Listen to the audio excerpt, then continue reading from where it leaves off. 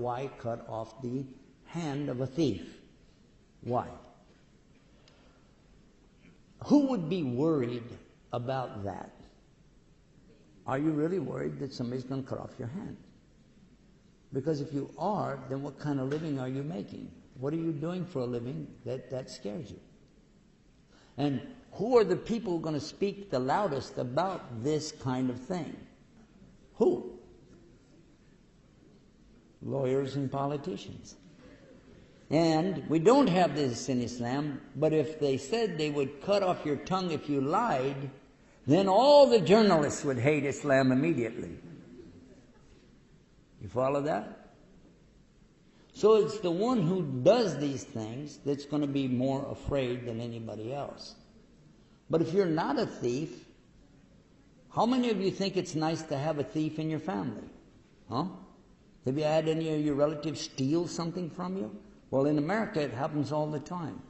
When people use drugs, they lose their connection with anything else. They don't care about anything else anymore.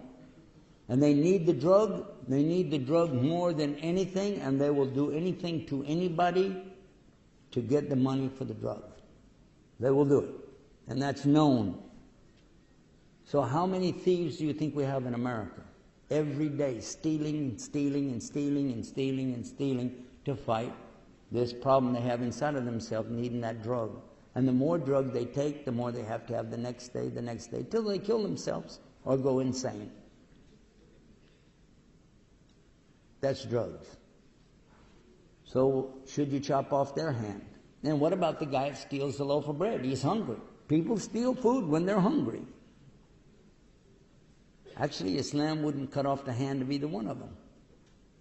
Because the one has a mental disorder, needs to be treated. The other one is hungry. Islam provides something called the Baitul Mal. Anybody can eat anytime, and they don't have to be a Muslim. They can get all the food, clothing, and even shelter that they need. It's a social system when there is the full Islamic state.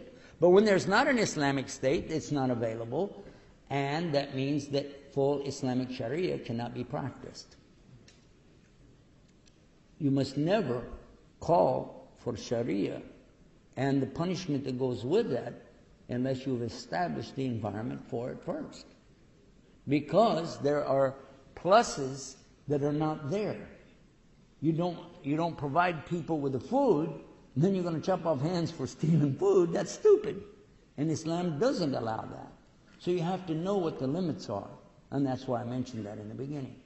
You have to understand too that an average person like me or Shaykh here, we're not muftis, we're not going to make that kind of call. It's a judge, a qadi in Islam, who has memorized the whole Qur'an, memorized all the hadith. He's somebody that's there at Fajr every morning to pray his prayers. He's somebody who cares about the community.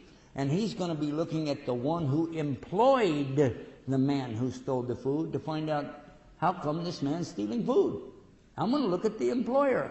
How come this man didn't get paid? If anybody else from your employ, people that you hire, is hungry, you're not paying, and they're working, I need to talk to you, because you're the one going to be in trouble, not them. You have to understand that Islam comes from some very beautiful logic, but some people don't understand how to implement it. And so that's what we see again and again and again. We don't see the mercy, and we don't see the compassion, and we don't see the authority, the proper authority being represented when people go out here and start beating each other up.